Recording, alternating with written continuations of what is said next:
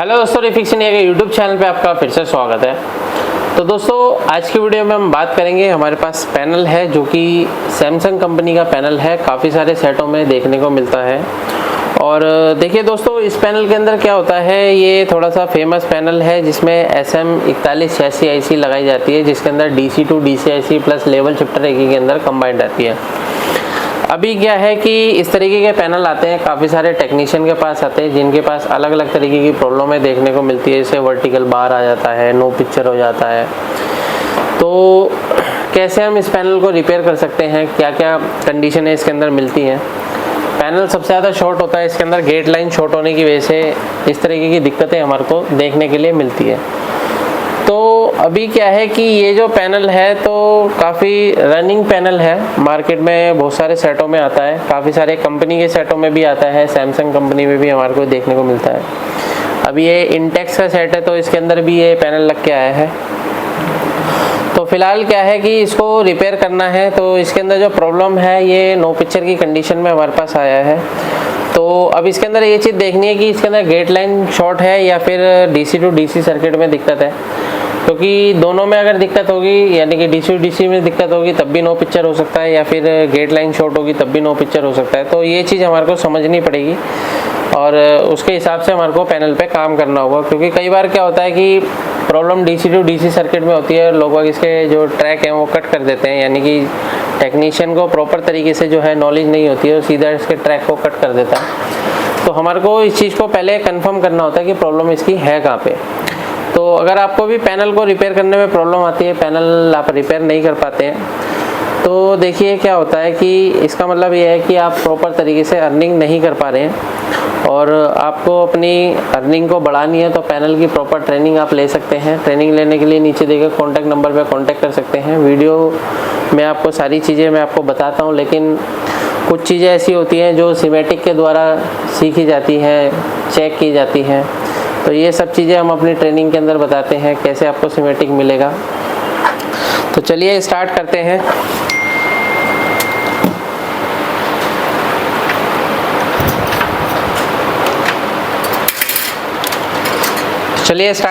सबसे पहले मैं आपको दिखाता हूँ ये जो पैनल है मेरे पास।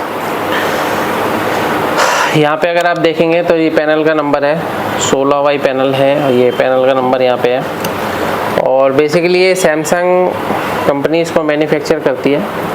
और यहाँ पे देखेंगे तो ये सिंगल कोफ का पैनल है और इसके अंदर एक ही IC इसके अंदर DC टू DC लगी हुई है। तो इसके अंदर अगर आप देखेंगे तो इसके अंदर जो टीकॉन IC है वो भी इसके अंदर, यानी कि अगर आप देखेंगे तो कोफ IC के अंदर ही इसकी टीकॉन IC कंबाइंड है। तो अभी इसको हम चेक करते हैं। सबसे पहले मल्टीमीटर को DC वोल्ट की रेंज पे लगा लेते हैं और एक वायर को हम ग्राउंड में लगा देते हैं और यहाँ पे हम इसको चेक करते हैं सेट को ऑन करके। तो यहाँ पे अगर हम देखते हैं तो सबसे पहले ये देखिए, यहाँ पे 12 वोल्ट की सप्लाई है जो कि बिल्कुल परफेक्ट तरीके से बन रही है और 12 वोल्ट हमारा ओके है।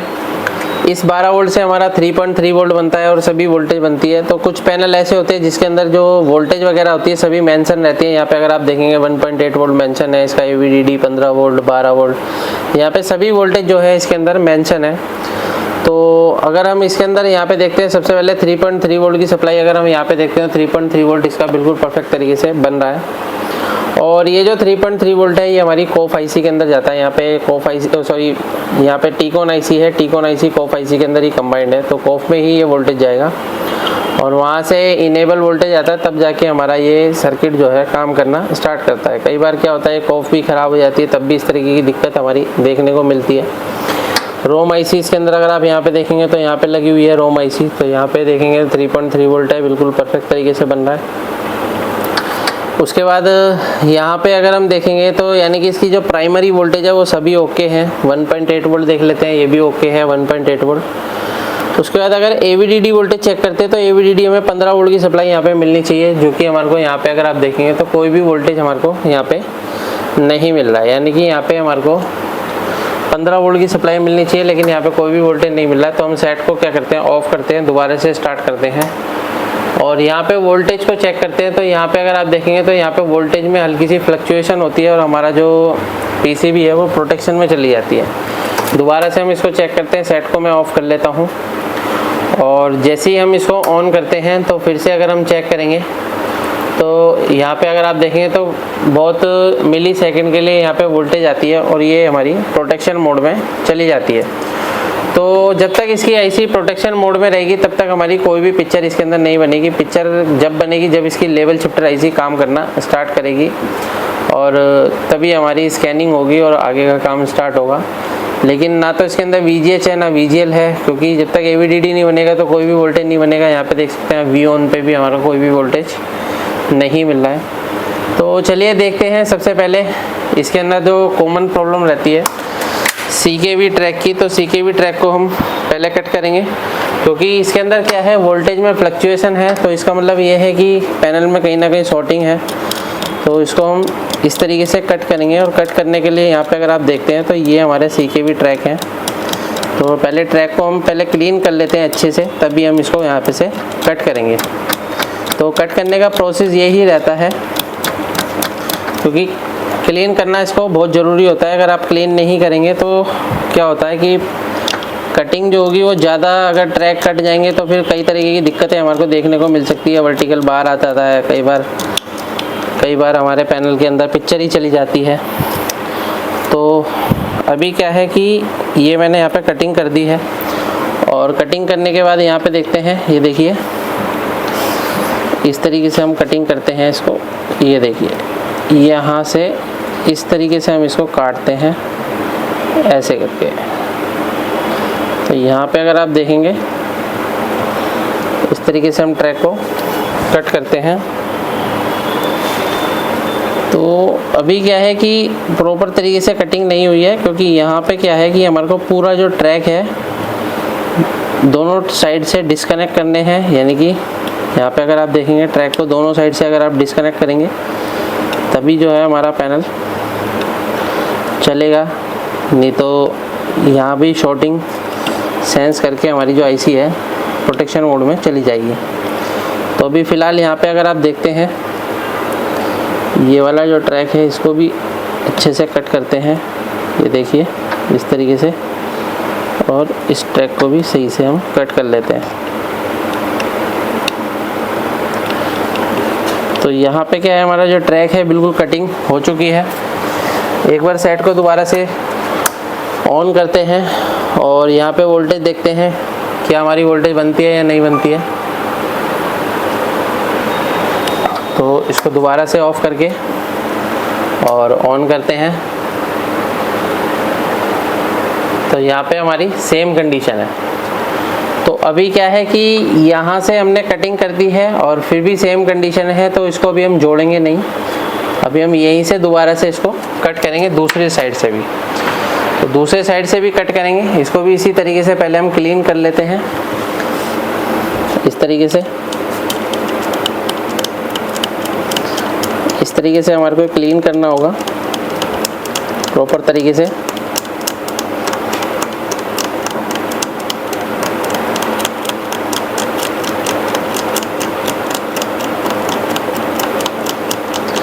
तो यहाँ पे क्या होता है कि देखिए जब भी पैनल के अंदर शॉर्टिंग होती है तो आपको एक एक करके काम करना है। कटिंग जो करनी है वो स्टेप बाय स्टेप करनी है। ये नहीं है कि सारे ट्रैक को इकट्ठे आपको कट कर देना है। क्या होता है पैनल को कटिंग करने के लिए भी एक तरीका होता है। तो यहाँ से हम इसको कट कर देते हैं इस तरीके से, और यहाँ पे जो है हमारा जो ट्रैक है ये इसको कट करते हैं इधर की तरफ से।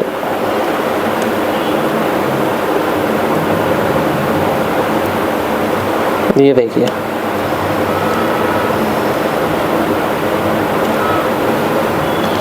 तो ये जो ट्रैक है हमारे सभी के जब जो है हमारे ब्रेक हो चुके हैं बीच में से इस तरीके से।